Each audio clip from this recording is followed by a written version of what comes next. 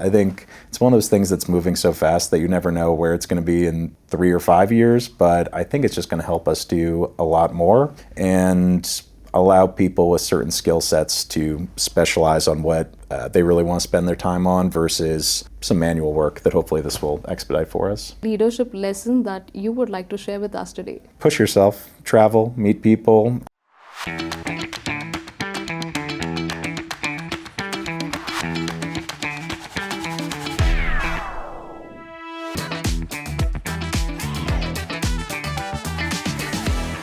Hello and welcome to B2B Marketing Unboxed, brought to you by Mavens, powered by Bamboo Box and the Mainstream. I'm Simran Shiwalkar, your host for today. I'm joined by Charles. He is the SVP for Channel and BD at Bombora. Firstly, Charles, thank you so much for joining us at the event and sharing the screen with me. Yeah, thanks so much for having us here. It's my first time in India and we'll definitely be back. I'm a little jet lagged, but the enthusiasm from the show has powered me through. How are you liking India so far? It's great. I thought I had seen New York traffic and that was bad, and I'm learning a lot about Bangalore traffic, but the town's been great. Everybody's been welcoming. The conference has been fantastic. A lot of people sharing ideas and kind of how they're attacking them. So I've definitely learned a lot and hopefully contributed to the conversation. So really happy to be here. Superb. Charles, let's also lead with your experience today. We have some couple of discussions around marketing, B2B marketing per se, and a mix of all the leaders from different verticals. How do you see strategy shaping B2B marketing over the next 2 years? Yeah, it'll be interesting with AI here and it rapidly evolving. I think a lot of the tools that have been built up over the last 5-6 years in terms of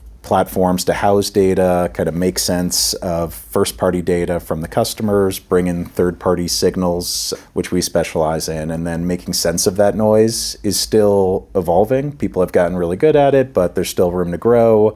And then kind of automating activation and then measuring it. Right. I think that is still going to keep moving forward, and AI is just going to make that hopefully easier to iterate on and measure and probably just drive a lot of efficiency. I think it's one of those things that's moving so fast that you never know where it's going to be in 3 or 5 years, but I think it's just going to help us do a lot more and allow people with certain skill sets to specialize on what they really want to spend their time on versus some manual work that hopefully this will expedite for us. Absolutely. I think with AI, bringing so much of strength and kind of expediting a lot of work, but there are still certain aspects that need human intervention. So can you throw some light on those things where marketers are actually involved and still need to be involved? I think it's still going to be everywhere. I think AI, not that I'm an expert, but it's all based on data and training the models, what you're looking for, the actions you want it to drive. So the strategy and really understanding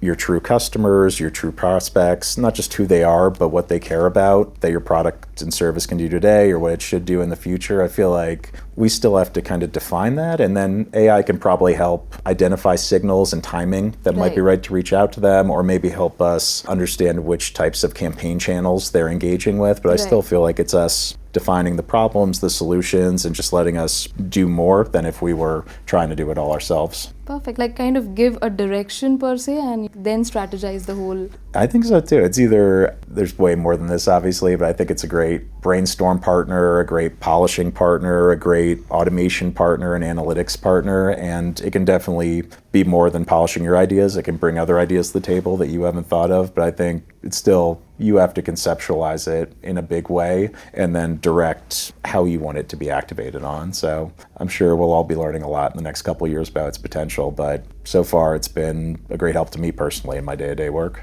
Absolutely. That being said, platforms like B2B Marketing Unboxed by marketers and for marketers, where the entire purpose, the entire aim is to bring all the leaders under one roof, those leading the marketing space. How do you see these platforms being still relevant today? I don't think anything could ever replace like getting people like this in a room and the detailed presentation, not just kind of conceptual walkthroughs, but concrete examples and people sharing insights on their failures, their successes, how they got there. I think this is more relevant than ever. I think probably everybody got used to in a COVID world, very non-group setting conversations, and it's different if you're not there. There's been so many people here, but I live in New York, that I've talked to many times over the last several years. This is my first time meeting, and it's just a different level of connection. And then when you put all these qualified people in the same place and being vulnerable and open to share kind of what they're seeing and where they think the market's going, I think that collective intelligence kind of adds up and leaves everybody kind of with a more informed opinion or different perspectives than when they got here. So I'm looking forward to year 2 when it happens. Wonderful, and thank you so much for being so elaborative and candid, Charles. Lastly, what's one personal key takeaway that you think you will go back home with? I think for me, it's probably with the types of signals that Bombora specializes in. I think it's just great to have very open conversations with customers day in and day out that are using our data in conjunction with a lot of the partners we have here, partners like Box, where we often get feedback loops through product usage and one-off conversations, but I don't think I've had as many conversations with customers in one day as I've had over the past 24 hours. So I think just better perspective of ways that we need to evolve our product to suit their evolving needs in the world of AI, and also kind of capitalizing on the promise that we've had for some time that people are starting to see success with. Super. Well, Charles, before we wrap up, I also have a surprise element for you. Just a couple of rapid fire questions, basically whatever comes to your mind first. You ready?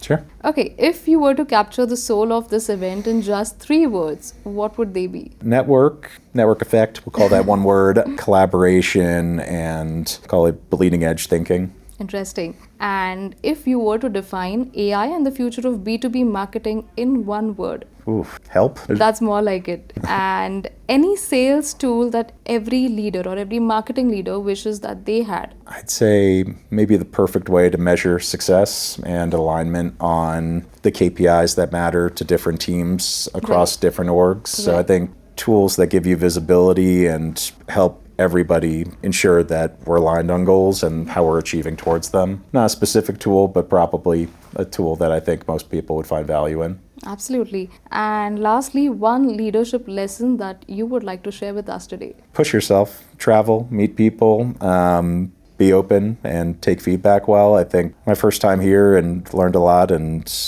I'm sad I'm only here for a couple of days. So I think just being open to get out in the real world and get that feedback has been helpful to me, for me. That's a wholesome advice. I think we all can take some cues from that. But thank you so much, Charles, for joining me today and sharing your insights. While we wrap up, I look forward to connect with you again. Thank you. Same here. Thank you, everybody.